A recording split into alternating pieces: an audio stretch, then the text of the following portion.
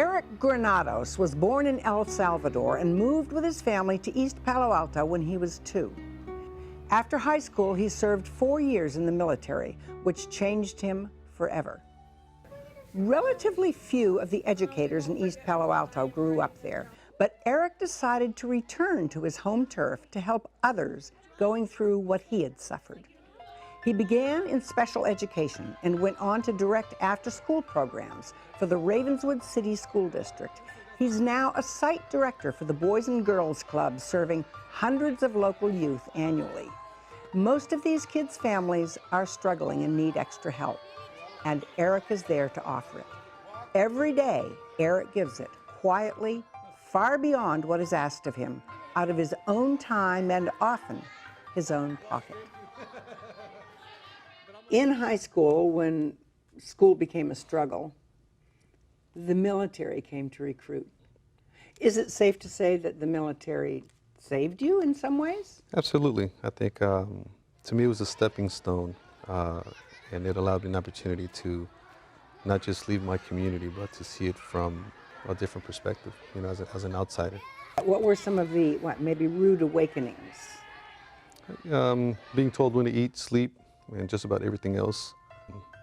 But I you know, acquired a lot of discipline while I was there. You know, there's accountability for everything. You know, if somebody arrives late to work here, nothing happens in the service. You'd be working all day. There's consequences. It just a work ethic, you know, knowing that you're going to work until they tell you not to work.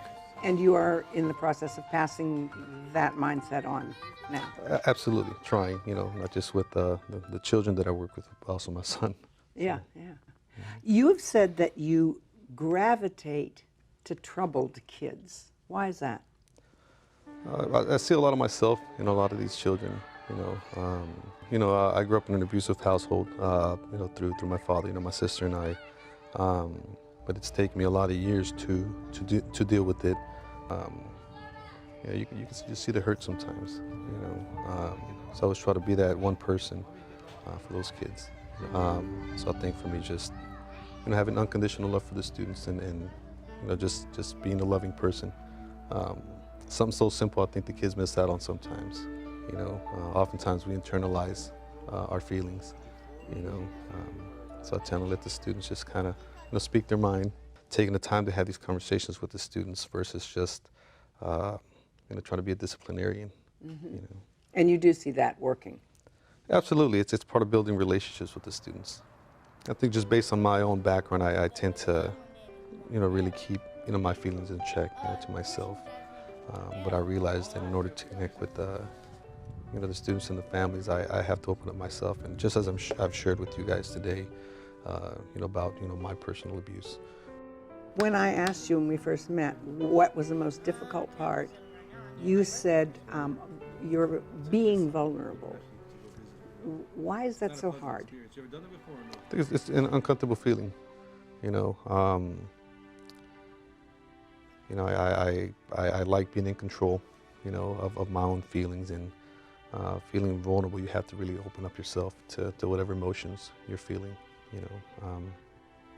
But I think it's important for, you know, for the students that I work with to see me, you know, in that capacity. You know, I remember, you know, I've done this for over a decade. Early on, I remember students coming to me and hugging me, and it was a little awkward for me. I'm like, you know, I didn't know what to do, you know. Whereas now I've embraced it. You know, I have a child who comes to me every day, and it's like she needs your hug, you know, and I give it to her, and it's just, you know, it's interactions like that, like I said, that give me life. And yet, at one point, you almost quit. Why? I think it goes back to what I told you about being vulnerable. You know, it takes a toll to hear some of the struggles that the students go through, and it's not like you go home and forget about it, you know. So in that instance, you know, it was just consuming me, you know. So it's really, you know, trying to find an outlet and just acceptance, you know, realizing that we can't control everything, we can't fix everything, and just doing the best that you can. Have you ever felt at a loss? I can't do anything for this kid? Absolutely. And Absolutely. then what do you do? I continue trying. You know, I look forward to going to work every day, you know, being greeted by the students, you know, shaking their hands and, you know, hugging the students, whatever it is that the students need, you know, and I just feel like working with the students, it just, you know, gives me life.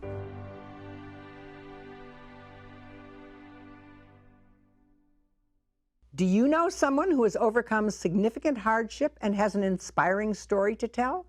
Someone who has sacrificed or given over and above to the community and deserves some recognition?